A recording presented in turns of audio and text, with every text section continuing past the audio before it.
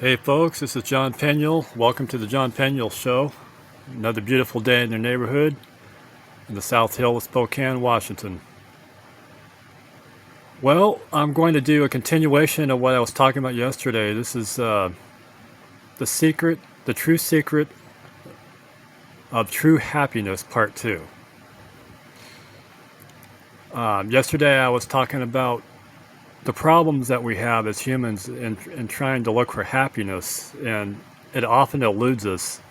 That sense of fulfillment, peace, contentment, and I went over it briefly as to what we could do for solutions to overcome those hurdles which prevent us from true happiness, from true peace. And some of those, I guess you can call them techniques. There's the breathing technique, breath control. Conscious breathing is very important, where you're always aware. You're breathing into your nostrils real slowly, and then you breathe out through your mouth. That's always very important. It's a good way to calm yourself, to center yourself. Doesn't bring you true happiness, but it is a tool. So you want to keep that in your arsenal. Instilling your thoughts, where you spend just a few minutes each day. You don't have to be a Buddha or anything. Just do what works for you. You spend a few minutes a day stilling your thoughts while you're doing breath control, conscious breathing. Put yourself aside in a secret place. Create your own sacred place, your sacred space, so to speak. And spend a few days with yourself, just letting your thoughts go, and just concentrating on the moment while you're consciously breathing. That's another technique. But you know what it really is all about, and I was touching on this yesterday, and I want to get into this a little more today. It's what it's really all about. It's about loving yourself and loving the God who lives in you. And God who lives in you is so close to you that he's inseparable from your soul. He's just right in there. He's just intermingled in you, just like salt in water. It's just like there's no way you can separate the God out of you. He's in you so much that it's impossible to make any true separation. And so it's really all about that. You can do conscious breathing and and the meditations. You don't have to go crazy. You can spend 5 minutes a day, 5 minutes in the morning, and 5 minutes at night before you fall asleep. But ultimately it's about loving yourself, loving your soul retrieval. You want to retrieve those parts of your soul which you've thrown away, which you've forgotten about. Just think about all those things you did as a kid. Think of the mindset of a kid. Like a 5-year-old kid. He's full of wonder, he or she. They're naturally happy. You notice that? Why is that? They're in the moment. They're not caught up in ego. They're not caught up in their head. That only happens when you get older and you get more mature. That's when we start messing things up. But you want to retrieve what you had as a kid. Retrieve that part of your soul what you had when you were a kid. These lost soul fragments. And a great way of doing that is setting aside some time to yourself and letting your thoughts go, and centering yourself in your heart. And don't think about, what I should be doing to be successful, or whatever. These things, they bring misery, and we all know that. It's like a dog chasing its tail.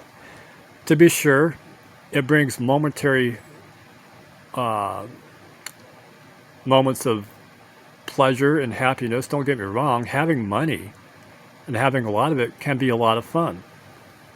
So don't ever get the impression that it's wrong to have money, or that money doesn't bring a certain amount of pleasure or even happiness to some certain degree. But what money cannot do is that it cannot bring lasting, durable happiness, because money is something that is outside of yourself. It's not you. Only you can make yourself happy, because you live inside of yourself.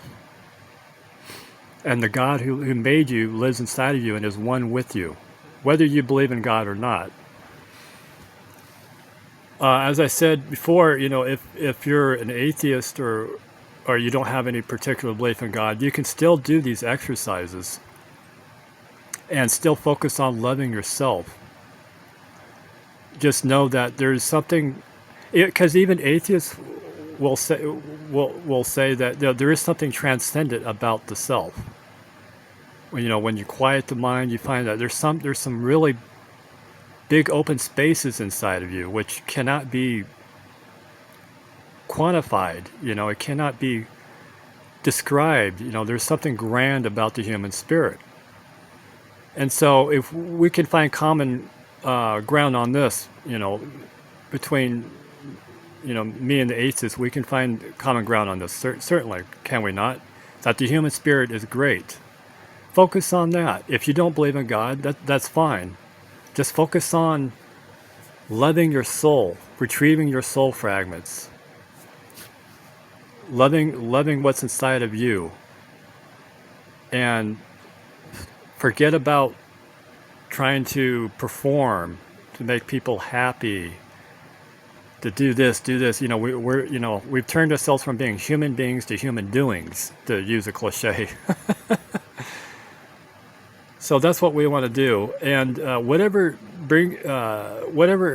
helps, whatever aids that you can use to help bring you to that sense of sacred space within you, do so. I use these, and I don't only use these. I use other things to help me center myself.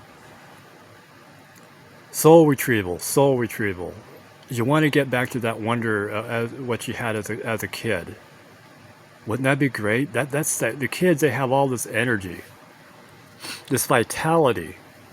Why? Because they truly love themselves. They truly live in the moment, and that's the secret of it. Living in the moment, having that wonder of a kid. I was just reminded of. Just a second ago, I was reading something what the great scientist Carl Sagan said this morning, or was it last night? I forget. But Carl Sagan said something to the effect that there is such a huge difference between a kid who's 5 years old and a kid who's grown up and he's an adolescent or older when he's like 15 or 16 or 17. And he said something like, he was talking to a group of 5, 6, 7-year-olds at some school, and they were asking him some really curious questions about, how old is the universe? What is the birth date of the Earth? Where do babies come from? They were so full of wonder. They were asking all these questions, so full of curiosity. And Carl Sagan said that he went to another school and he talked to a group of high school students. And even though these high school students knew who he was, this great scientist, they had their chance to ask him all these questions, because he knows a lot. Well, I should say knew a lot. He's passed away, but he's still alive. He's in another realm. They didn't ask him anything. And he came away from that saying, there's something devastating that happens to the kid as he gets older, when he crosses that age of 12, 13, 14 years of age, and then he gets older, 15, 16, 17, he loses his curiosity. He loses his sense of wonder. The wonder years. You remember that show, the comedy that came out in the 80s and the early 90s? There's a reason why it's called the wonder years. You want to recover that. That's the source of true happiness, your inner child, to use a cliche. And I will quote something that a master 2,000 years ago, a great rabbi said 2,000 years ago, otherwise known as Yeshua, or popularly known as Jesus. I don't like the name Jesus though, because he was known as Yeshua. That's his true Hebrew name. He said this. He says, "Unless you become as a child, you cannot enter into the kingdom of heaven." In other words, you cannot enter into true bliss and happiness if you're going around acting like an adult.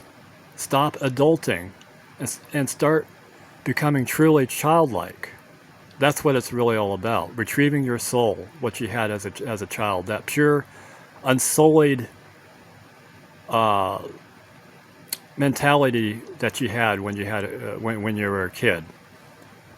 Of course, you're in a mature adult body. You know, you're not going to go around talking like a kid, but you know what I'm saying. You want to have that same verve, that same vitality that you had when you were younger, and you can do that by loving yourself, concentrating on soul work, soul love, and that takes some time.